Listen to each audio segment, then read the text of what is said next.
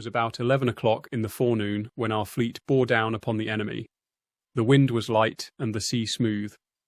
We could see the French and Spanish ships lying in a great crescent, their colours flying bravely, waiting for us. Our own ships were in two columns, the Victory leading one, and the Royal Sovereign the other. Every man was at his station. We had been at quarters since daylight. As we closed with the enemy, the guns began to speak.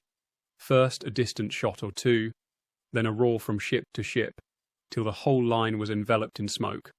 The Temeraire followed the Victory, and I could see, through the smoke, her flag at the mainmast, and Lord Nelson himself upon the quarter-deck, calm as if on a Sunday parade. We cheered him as we passed. Soon we were in the thick of it. The noise of our own guns, the crashing of shot through our timbers, the splinters flying, and the cries of the wounded made a scene I shall never forget. I saw men struck down beside me, and yet we could not stop firing. The deck became slippery with blood, and the smell of powder was choking. We engaged a French ship on our starboard side and a Spaniard on our port.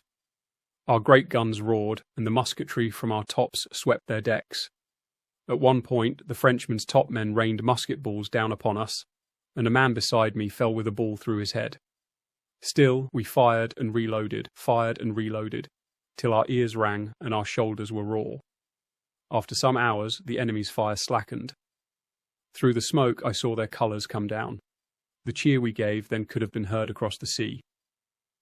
The French and Spanish ships were shattered, and some were on fire. When the smoke cleared, I counted many of their ships striking their flags. Yet our joy was damped by the news that reached us. Lord Nelson was struck down by a musket ball. The murmur went through the ship like a chill. Some men wept openly. When the battle was done, the sea was strewn with wrecks and the dead. I saw men clinging to broken masts, calling for help, and others floating lifeless. The glory of the Victory was mingled with the horror of that sight. Still, we had done our duty. We knew England was safe from invasion, and that we had shared in a day that would never be forgotten.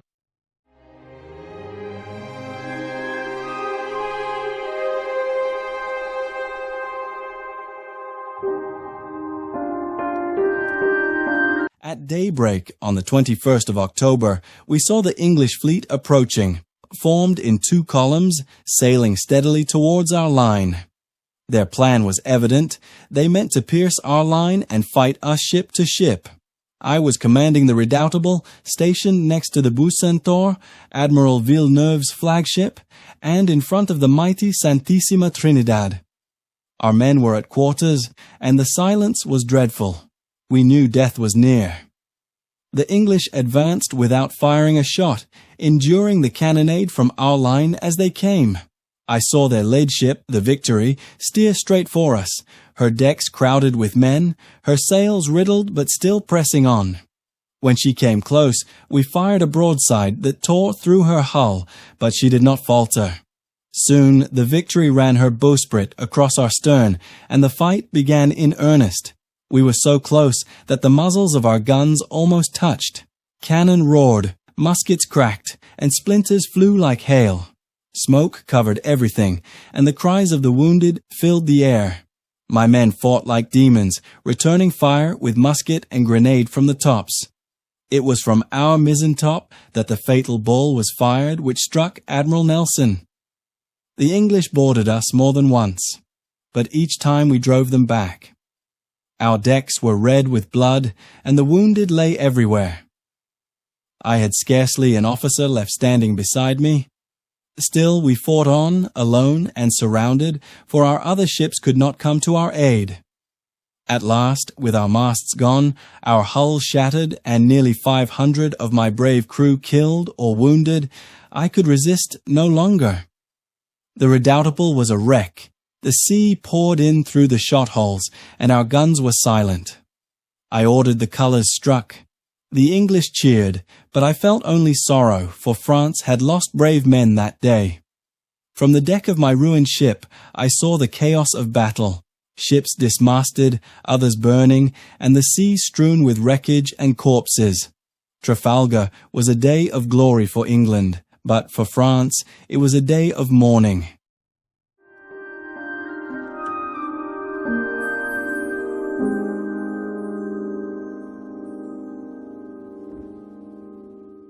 The morning of the 21st was calm and bright. The sea was smooth, and the light wind barely filled our sails as we bore down upon the enemy's line.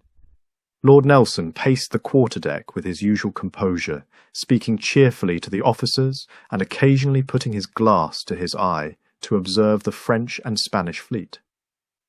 It was about 11:40 when his lordship gave me the order to make the signal that will live forever in history. England expects that every man will do his duty. I hoisted the flags myself and saw the message run along the fleet. The cheers that followed were loud enough to reach the enemy's line. The enemy opened fire as we advanced, and the first shot that struck us killed 8 Marines standing near me. The splinters flew in every direction, and yet Nelson seemed undisturbed, only telling the men to lie down until we could return fire. Shot after shot tore through our rigging and sails, but we did not fire a single gun until we broke the enemy's line. At last, we passed under the stern of the Bucentaur, and our broadside raked her decks from stem to stern. The effect was dreadful. Then we came alongside the Redoubtable, and the fight became a storm of fire and smoke. Men were cut down beside me, and the deck was slippery with blood. Nelson remained on deck until he was struck by a musket ball from the enemy's tops, falling on his left side. He said to me, "They have done for me at last, Pasco." Even as the battle raged, word of his wound spread, and many of us felt our hearts sink. Yet the guns thundered on until the enemy's ships struck their colours one by one. When I finally descended to the orlop deck, I saw Nelson dying but calm, asking repeatedly about the state of the battle. When he was told the victory was ours, he said, "Thank God I have done my duty," and breathed his last. When the smoke cleared that evening, the enemy lay shattered around us. We had won a mighty victory, but it was bought at the cost of our admiral and many a gallant soul. I shall never forget the sight of that deck, nor the feelings of that day.